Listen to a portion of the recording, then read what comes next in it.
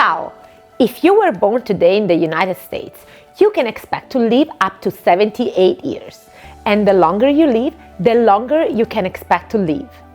Life expectancy has increased greatly from 1900s, when the average newborn couldn't expect to reach age 50. Similar numbers can be seen in most developed countries.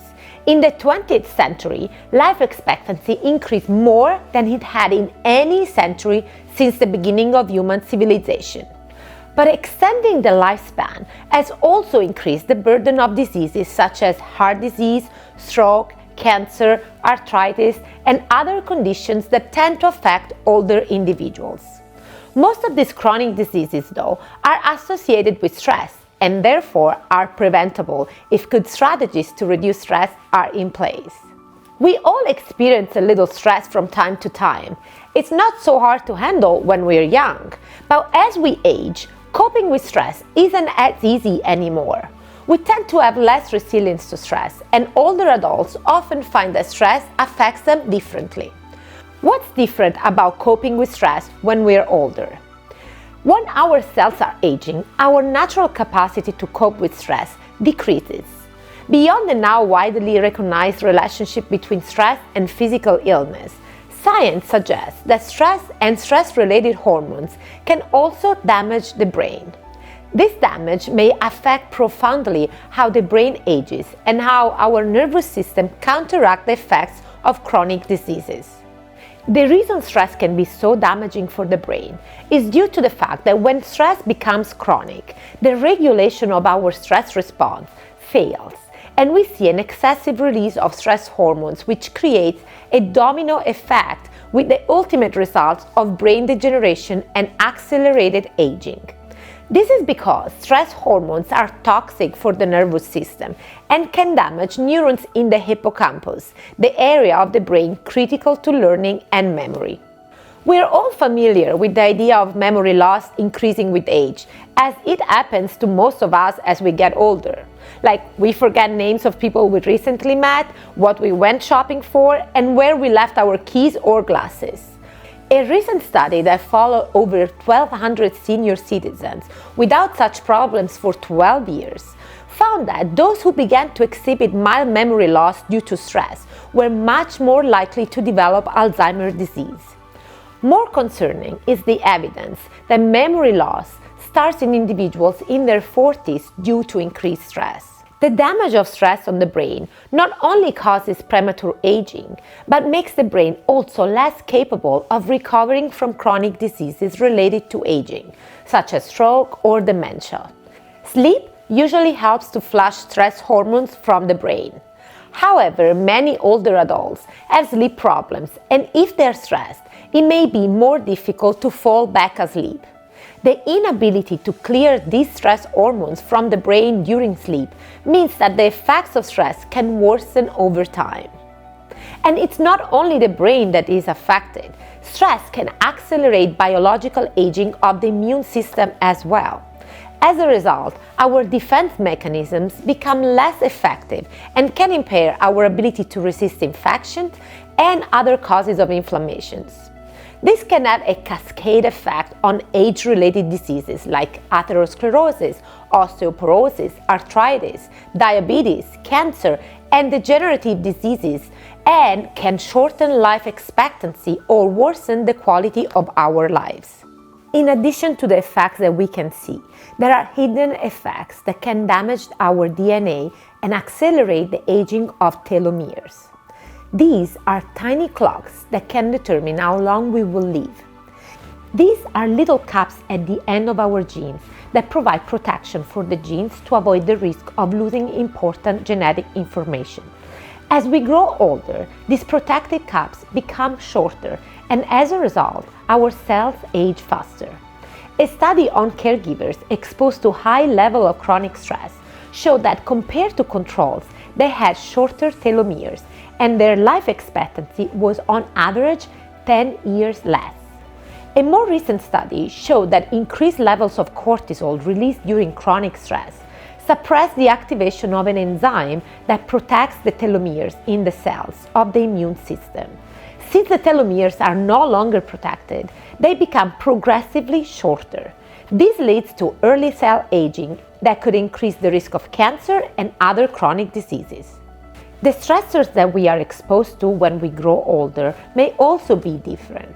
When we are younger, our stressors are related to work or juggling the responsibilities of a family or time management, whereas seniors experience different stressors like the loss of a loved one or friends of their same age. They could feel lonely and become depressed, or they might have too much time on their hands. Their relationship with their children change as they become adults, or they may experience a sense of powerlessness for the loss of physical abilities, such as vision, hearing, balance, or mobility. The stress that these feelings arise might have lasting effects on the body, such as an increase of blood pressure and the risk for heart disease, weaken the immune system, or generate anxiety, depression, and insomnia. Sometimes it can affect their digestion with stomach ulcers and indigestion. So what can we do to strengthen our ability to weather chronic stress in our lives as we grow older? There are some good stress management strategies to help you reduce the effects of stress and delay aging. Here are some tips. Eat a healthy diet and get plenty of exercise. Nurture yourself by pursuing activities that bring you joy. Make time to socialize. A big part of stress management focuses on triggering the opposite of the stress response, the relaxation response, which helps lower blood pressure, heart rate, and stress hormones. In my audio training, I teach you the Relax to Restore exercise, a deep breathing technique to activate the parasympathetic nervous system and the relaxation response. Other ways to elicit the response include yoga, Tai Chi, meditation, and guided imagery. More structured ways to reduce stress use devices that can help you learn how to increase the capacity of your nervous system to regulate your stress response and improve both your physical and mental health. Neurofeedback is a technique that uses real-time feedback on the brain activity to strengthen concentration and self-awareness. Biofeedback is a similar device that provides feedback of the heart rate variability, which is a direct measure of the activation of your stress response, to lower stress level and improve communication between your heart and your brain. Another treatment for stress reduction is cognitive behavioral therapy, with the help of a mental health professional who can help you identify negative thinking and replace it with healthy and positive thoughts. In my audio training, you can try a simple technique that I call Tame Your Brain to restructure your thoughts toward healthier behaviors. When we get close to retirement age, we often create this image of how rosy it will be to be retired. We will go on long walks on the beach, we will volunteer, and we will have more time to spend with friends and family.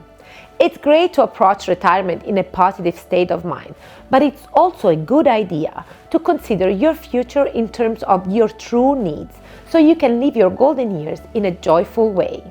Dr. Helen Chen, a geriatrician at an Harvard-affiliated center, suggests to use a brilliant technique called the 5 M's that was first developed by a researcher of Yale University, Mary Tinetti.